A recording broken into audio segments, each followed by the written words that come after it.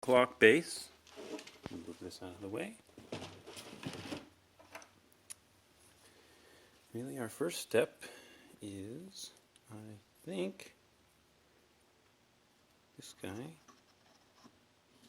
I don't recall what they called it. And you can see there's our time set slider. Sockets around this post. And that's actually the sprocket we put in place first. And that drops all the way down. Or if we want to engage the pendulum, we lever it up like that. So basically, time set, we drop the whole thing, and that will drop this out of the way of all the other hands. Second one is this guy, which spins freely. This one spins somewhat freely. I need to well, no, actually, it's sitting on the very base when it's down. So if it's elevated, it will spin freely. That's the idea there. This guy, escapement wheel, that will drop into place like that, and you can see that locks in with this arm.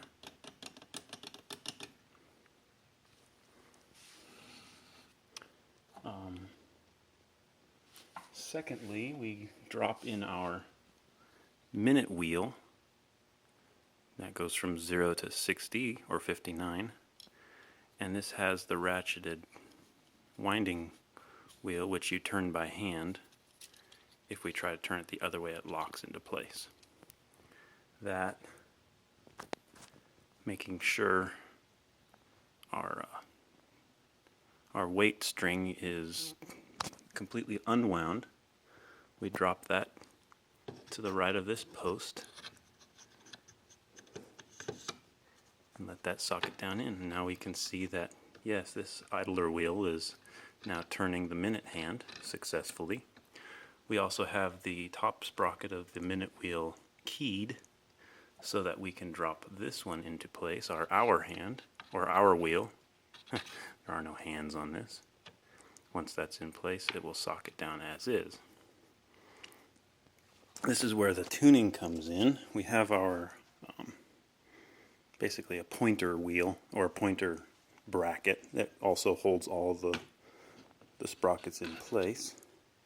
And you can see they just drop down onto the tops of each post. And some of these posts are a little bit crooked, so I have to bend them in by hand, and then we just lightly tap it down. I mean, because each wheel still needs to turn fairly freely, we don't want to press it all the way in.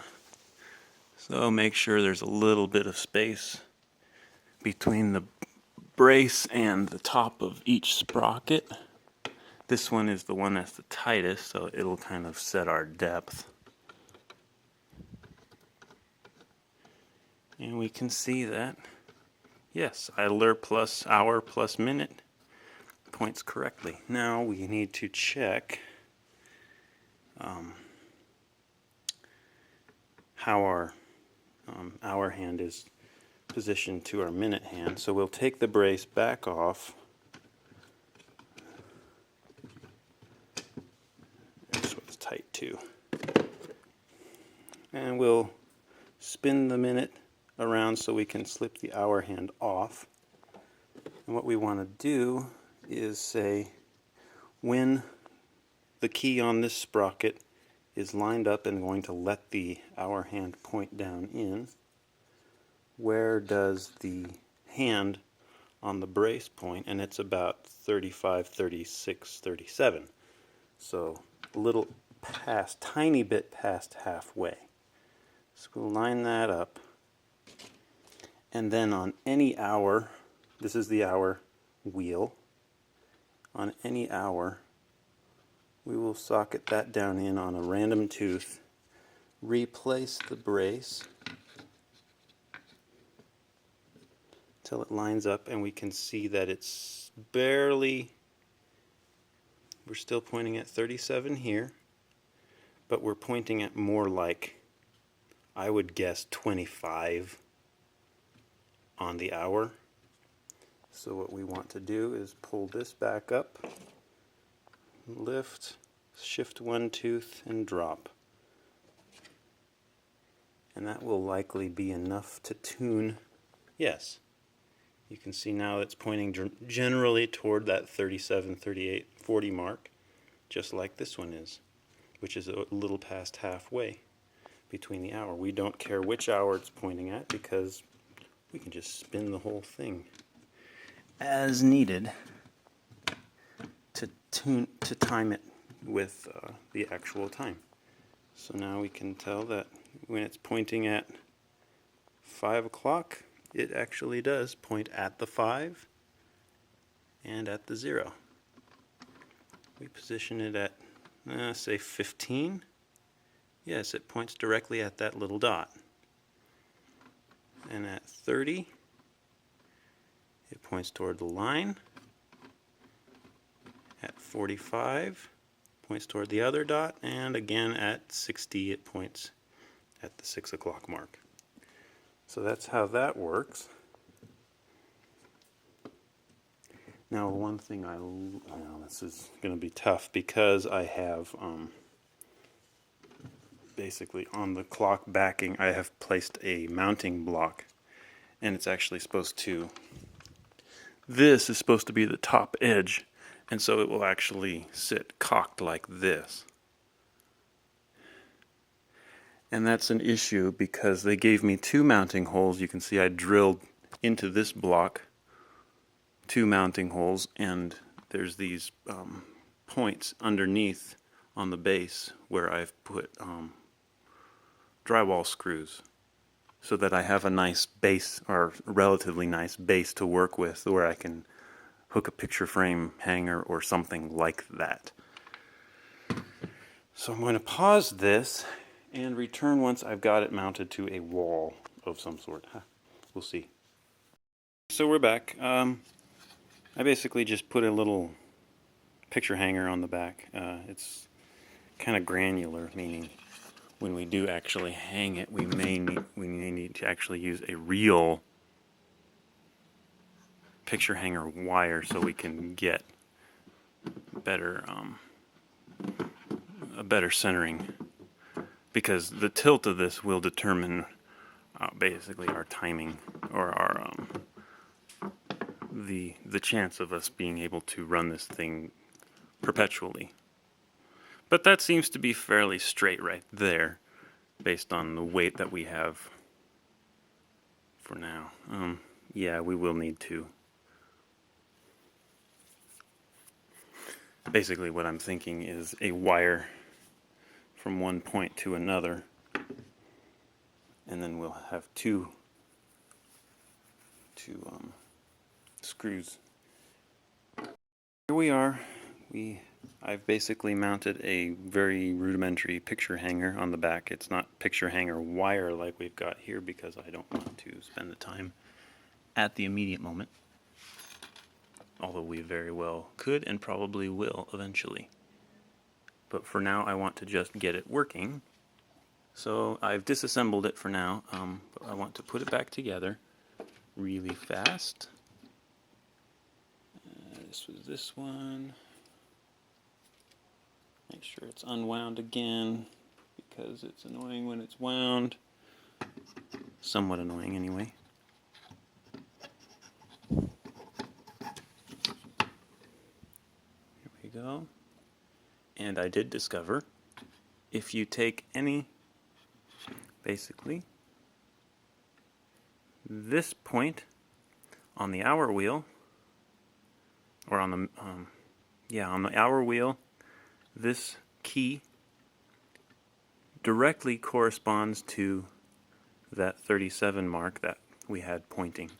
So as long as we line up and then drop in at just over halfway, we will be accurate. Simple. We put this guy in place, making sure the engraving on the arms, which are just basically index numbers or index letters to tell which part is which, are hidden. Then we'll put on the escapement wheel.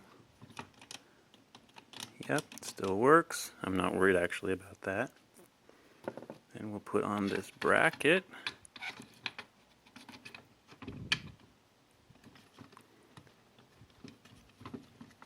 There we go.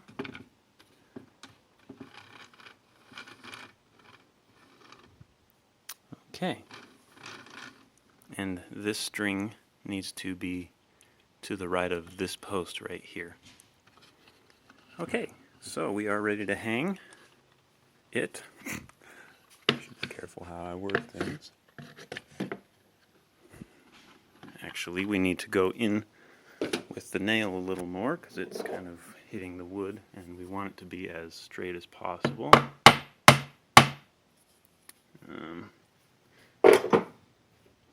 In fact, we didn't quite go in straight, so we've kind of got it cocked. But it will do for now. Besides, we've got this paper here that I've been using to shim out the bottom. Make sure it's fairly level on the back plate. And there it is, hung. Okay, next step, we actually have our pendulum, which is quite long. We need to make sure this timing screw is pointed out because it also is a bit of decoration. And then we come up here, we slip that over this post. And there's a little notch in the top of the post to make sure that it is able to lever back and forth. You can find that pin. I had a pin. Where the heck does the pin go? Here it is. We have this pin, which basically allows us to lock this arm into place.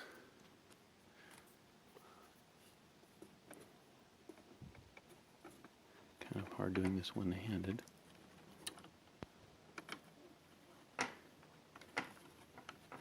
But it slips through and then sockets through the pendulum like that. And that way the rocking motion of the pendulum causes that to rock back and forth. We recenter it, re-level it, about like that. The problem is once we add the weight to the bottom, this will tilt drastically. So we will want to, which we have here, I've basically filled this entire thing with about 4 pounds of steel BBs from Walmart. And that actually was open, so you could actually fill it with such items. I don't have actual lead shot, and so it's not as heavy as they say it should be, which is 5 pounds. But I tested it already, and 4 pounds seems to work. I will get this hung up because I need both hands to do it because it's actually very heavy, and I need to also string the string through this pulley arrangement. I'll be right back. So I basically just strung the string from the minute wheel through the underneath the pulley of the weight, and I take the other end, which I've tied a loop, and I slip it over that guy, the little post there where the notch is. And I'm going to leave this fairly just right there because it is so heavy. Turning the minute wheel by hand is actually extremely difficult. But we'll turn it this way, and this is why we would drop the winding wheel out of the way, is because otherwise we would be fighting this guy, which it's never going to work if it's in the way. But we just wind it up with the string hopefully somewhat loose. We know hour to minute the hands are correct. Now we are pretty much completely wound. At this point we do want to engage this, because if we don't, it'll just completely unwind itself. And we slide the locking mechanism in place. Now we slowly lower this. Hopefully. Okay, definitely need to adjust my hanging mechanism. Be right back. Again, got my 2 mounting holes in the wall. Actually, I found out that, yeah, 5 pounds on one side and barely anything on the other is not going to be very balanceable with picture frame wire. So I decided to go with the heavy 632 metal mounting wall anchors. These are exactly 5 inches apart, extremely level, and I've got my clock base ready to go. So let's get this thing mounted to the wall.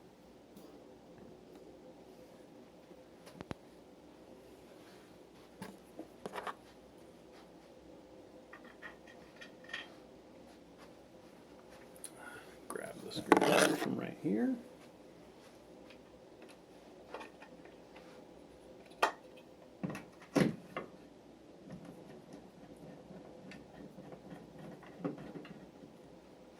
And actually we've got this old wall molly right here that I want to get rid of.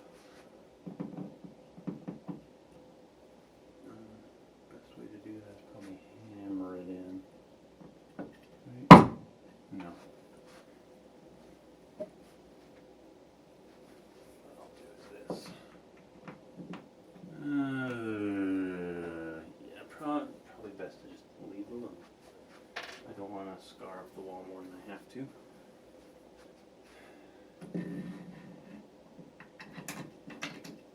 Get this one started. And the cool thing is, we will have a little bit of play to try to center this thing if it needs to, but I already ran it level, and it was extremely close.